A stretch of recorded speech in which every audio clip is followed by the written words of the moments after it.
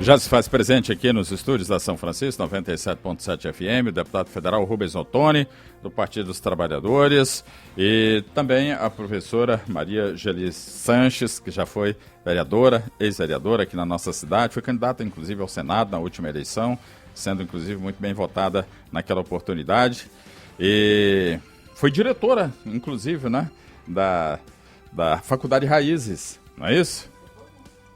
Onde eu me formei. É um prazer muito grande tê-los aqui conosco. Deputado federal Rubens Ottoni, muito bom dia, prazer tê-lo aqui na Rádio São Francisco, mais uma vez, para essa entrevista, não é muito importante, vamos falar também, naturalmente, das emendas que o senhor tem mandado aqui para a cidade de Anápolis, em relação, principalmente, à área da saúde, da educação, não é? Muitas entidades também têm recebido, e vamos falar também, naturalmente, de política e sucessão estadual. Muito bom dia, prazer tê-lo conosco. Bom dia, Evaristo, bom dia, Jonathan, bom dia a todos os ouvintes aqui do Bate-Rebate, uma satisfação estar aqui com vocês mais uma vez, nesse espaço privilegiado de comunicação, para debater, discutir, dialogar com vocês e poder aqui prestar contas um pouco do trabalho que a gente realiza em prol da nossa cidade e da região. Falando em prestação de contas, como é que tem sido o seu trabalho nessa área de trazer recursos aqui para a nossa cidade? Olha, Evaristo, principalmente para algumas entidades e instituições, né? O trabalho é muito intenso. Nesse aspecto. Trabalho muito intenso, porque você sabe aí o momento delicado que o Brasil está vivendo, momento de crise sanitária, crise econômica, crise política. Isso exige muito a presença da gente em Brasília, acompanhando, discutindo, articulando, buscando caminhos melhores para o nosso país. Mas, ao mesmo tempo, nós continuamos aquele trabalho nosso permanente, o trabalho de estar atento à realidade de Anápolis, de poder servir a nossa cidade, de ajudar a cidade em tudo que for necessário. As pessoas às vezes convivem com a política, estão acostumadas com aquela política que é o seguinte: quando é do meu lado eu ajudo, quando não é do meu lado eu não ajudo, eu viro as costas. O Rubens Ottoni não faz isso, o Partido dos Trabalhadores não faz isso. Nós sempre ajudamos a cidade, independente de partido político, independente se o prefeito é A, B ou C, a nossa preocupação sempre foi servir a nossa cidade. E assim, a cada ano, a gente vai buscando a forma de poder contribuir. Você disse bem aí, a área da educação, a área da saúde, tem sido áreas intensas do nosso trabalho, do meu trabalho em Brasília, buscando recursos, e esse ano conseguimos trazer recursos significativos para atender entidades que atuam nessa área da educação, que atuam na área da saúde, Hospital do Câncer, a APAI, o Hospital Materno Infantil, Maternidade Dr. Alberto, Santa Casa de Misericórdia, Sociedade Pestalozzi, Casa Joana, na educação, o Instituto Federal, a UEG. Tudo isso nós fazemos questão de ter um trabalho de acompanhamento, de ver como que está sendo realizado, de ver em que a gente pode ajudar, e ele ajudando também a buscar recursos, trazendo recursos para que essas entidades possam continuar prestando o serviço importante que prestam à nossa cidade. Em termos de valores, deputado, quanto então já foi destinado para a cidade de Anápolis neste ano de 2021? Só nesse ano de 2021, mais de 3 milhões de reais para essas entidades. Só neste ano, onde a área da saúde, a área da educação recebem recursos para poder ativar essas entidades e fortalecê-las naquele objetivo que elas se propõem a fazer. Perfeito. Como é que tem sido o seu trabalho? Naturalmente deve ser institucional, né? Com o prefeito de Anápolis. Não, o trabalho aqui não tem dificuldade nenhuma. Eu faço o trabalho em todo o estado de Goiás. Eu ando o estado de Goiás inteiro e tenho um respeito no relacionamento com prefeitos, câmaras de vereadores, independente de partido político. Aqui em Anápolis não é diferente. Aqui em Anápolis sempre trabalhamos, sempre trouxemos os recursos, sempre trouxemos os investimentos, sempre respeitamos as diferenças políticas, diferenças partidárias, sempre respeitamos os resultados das eleições. É assim que nós sempre trabalhamos. Então, sempre me coloquei à disposição e a Anápolis pode contar sempre com o deputado Rubens Ottoni, que nós estaremos sempre atentos para fazer o melhor para a nossa comunidade. O relacionamento também do senhor com o governador Ronaldo Caiado, na sua opinião, como tem sido, deputado? Não, nós temos assim, meu relacionamento também é respeitoso. Ronaldo Caiado foi deputado comigo vários mandatos, convivi com ele no Congresso, então sabemos essa convivência. Todos sabem, eu sou oposição à Prefeitura Municipal, somos oposição ao governo do Estado, mas isso não me impede de poder ajudar naquilo que for necessário, e isso é que tem feito com que eu seja respeitado do jeito que eu sou em todos os lugares que eu vou. independente de posições políticas, as pessoas às vezes não concordam, às vezes nem votam em mim, mas respeitam, porque sabem da minha coerência naquilo que eu defendo e no respeito que eu sempre tive às outras pessoas. E na medida que eu respeito a posição dos outros, eu também me faço respeitar. Certo, então independentemente de ideologia político-partidária, há um bom relacionamento, sim, né, com sempre, o e sempre do procuro ajudar, sempre procuro contribuir. Agora, é claro que nós temos a nossa ideia, temos o nosso projeto, na hora certa da disputa eleitoral nós estaremos fazendo a disputa, estaremos levantando os questionamentos necessários, criticando naquilo que for necessário criticar e apontando também soluções, rumos para o estado de Goiás e para a cidade de Anápolis. Falamos do município, falamos do estado e fazendo então uma análise a nível nacional, deputado, 7 de setembro, qual foi sua avaliação, tanto do lado de quem apoiou e o lado da oposição em relação aqui ao nosso país? Na verdade, Jonas, vocês tentaram fazer desse 7 de setembro um conflito. E isso não foi correto e não era verdadeiro, era mais uma fake news.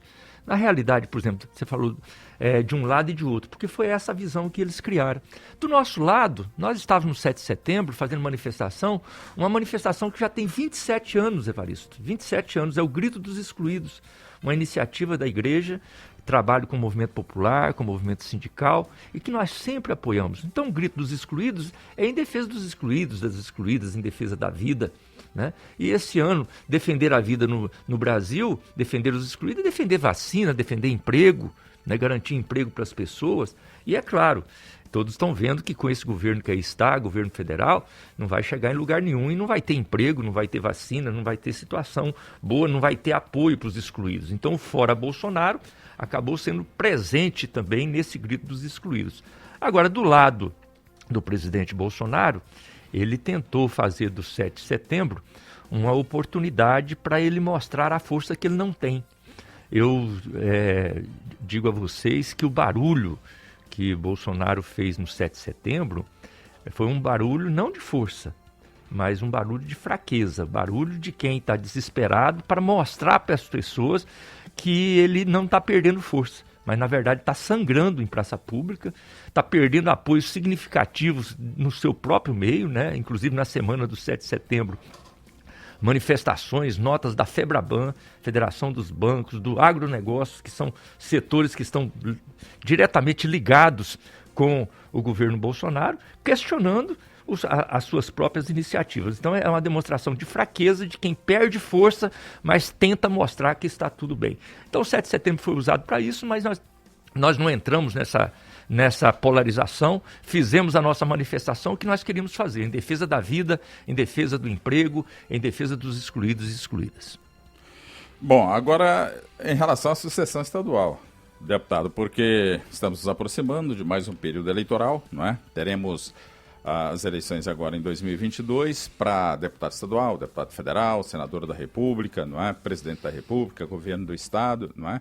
E como é que está hoje o Partido dos Trabalhadores em nível estadual estruturado para essa eleição, para essa sucessão estadual de 2022? Vai lançar um candidato a governo do Estado ou não? O PT se prepara para poder participar do processo eleitoral no Estado de Goiás, se organiza, o PT não tem dificuldade nenhuma para lançar candidato a governo. Aliás, na maioria das eleições nós lançamos candidato, debatemos, discutimos em alto nível, apresentamos propostas, e é isso que a política precisa ser feita.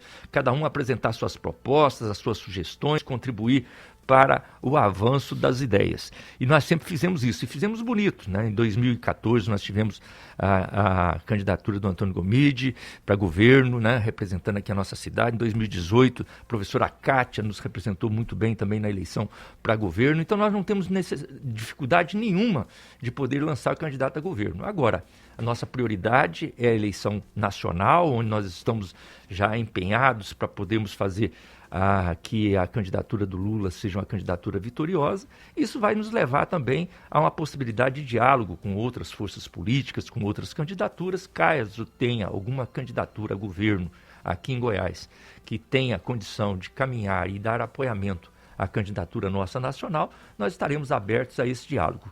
mas o PT está preparado, está se organizando para poder disputar a eleição no estado de Goiás. Aqui em Goiás, existe algum nome pré-definido para a disputa das eleições, deputado? Não tem, o PT não tem, dificuldade, Jonathan, de poder discutir o nome. E não tem necessidade de fazê-lo agora, até porque, como a legislação prevê, até 6 meses antes da eleição, até abril, você pode inclusive ter até modificação de partido. A pessoa pode filiar num lugar, pode filiar no outro.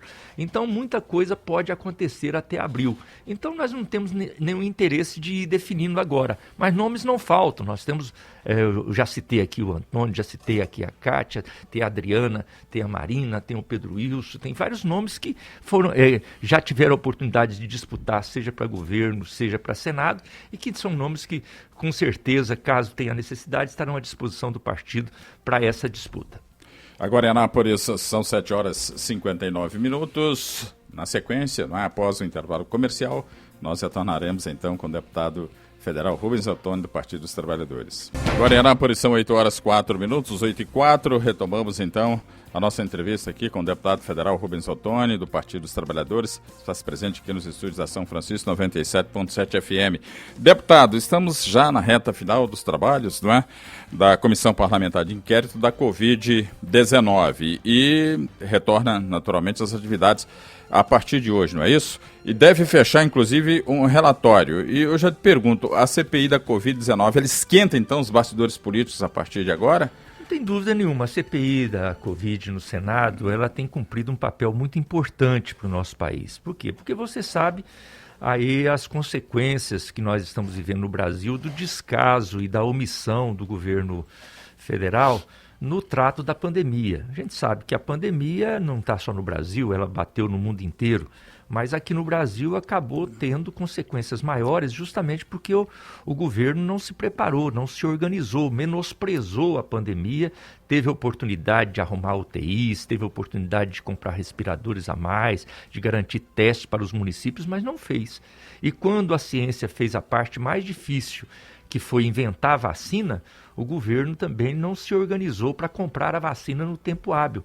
O Brasil poderia ter se organizado, inclusive, para fazer a vacina, porque o Brasil tem o Instituto Butantan, tem a Fundação Fiocruz, se tivesse se organizado, garantido insumos, garantida a tecnologia, o treinamento, nós poderíamos ter feito vacina para todo o povo brasileiro e ainda servir para outros países. Mas não foi feito. Mas o que é mais grave é que não comprou a vacina no tempo certo. A CPI, Evaristo, ela cumpriu um papel importantíssimo, porque a CPI foi quem pressionou mais o governo federal para que o governo federal fizesse a sua obrigação, fizesse a sua tarefa quando não estava fazendo. Foi a partir do início da CPI que o governo teve que se mexer, se organizar, inclusive comprar vacina. Só que aí foi comprar vacina, o pessoal vende, mas não entrega. E tem vacina comprada pelo Brasil que vai ser só entregue o ano que vem. Enquanto isso, nós temos aí muitas pessoas, centenas de pessoas morrendo a cada dia. Então a CPI cumpre esse papel importante de investigação e de forçar o governo a cumprir a sua responsabilidade. E é claro, vai responsabilizar aqueles que estiverem envolvidos em alguma coisa irregular. E como você disse, a previsão é exatamente essa. No final desse mês de setembro, até o final desse mês de setembro, a CPI deve apresentar um relatório final dos seus trabalhos, apontando as responsabilidades.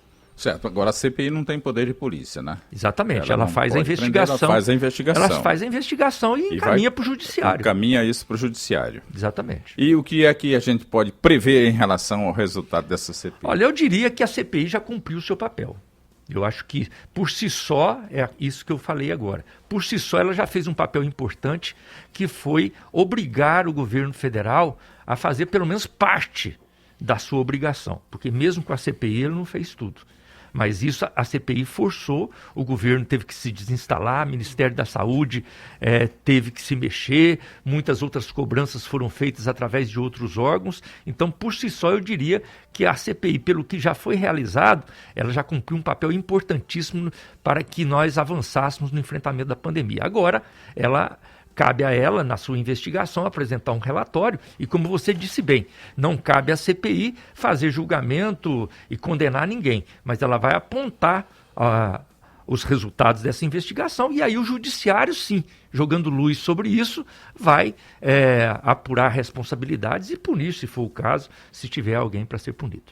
Deputado, já na reta final aqui dessa entrevista, né, são muitas as mensagens aqui no nosso WhatsApp e muitos criticando o histórico do Partido dos Trabalhadores, principalmente a nível nacional. Segundo, inclusive, até alguns ouvintes aqui, o PT só aparece, às vezes, na época de eleições. E também não acreditam nessas promessas feitas pelo partido. O que o senhor tem a dizer em relação a isso, essas pessoas que estão desacreditadas por parte das ações do partido em que o senhor atua desde quando, então, é político? As pessoas que nos acompanham sabem da nossa trajetória, sabem do nosso trabalho, e a população de Anápolis mais ainda, né? A população de Anápolis sabe que a nossa ação, a nossa contribuição, o nosso espírito de servir não depende de época de eleição e não depende nem da política. Quando não estávamos na política, nós já servimos a cidade. E aqui na cidade de Anápolis, independente se é ano de eleição ou não, nós sempre estamos ajudando. O exemplo é esse ano, né? Eu já acabei de prestar contas aqui do nosso trabalho, nosso compromisso com a educação, compromisso com a saúde, ajudando a UEG, o Instituto Federal, aqui em Anápolis, que nós tivemos a honra de trazer o Instituto Federal para a nossa cidade, ajudando instituições importantes como a Santa Casa de Misericórdia, como a PAI, como Hospital Materno Infantil, como Maternidade Dr. Adalberto, Hospital do Câncer, tudo isso feito esse ano que não é ano eleitoral. Então, nós estamos fazendo um trabalho que é esse, independente de ano de eleição, independente de estar na disputa ou não, estar na política ou não, a gente sempre ajudou a cidade e vamos continuar ajudando. E eu dei um exemplo aqui. Independente também de quem está à frente da prefeitura.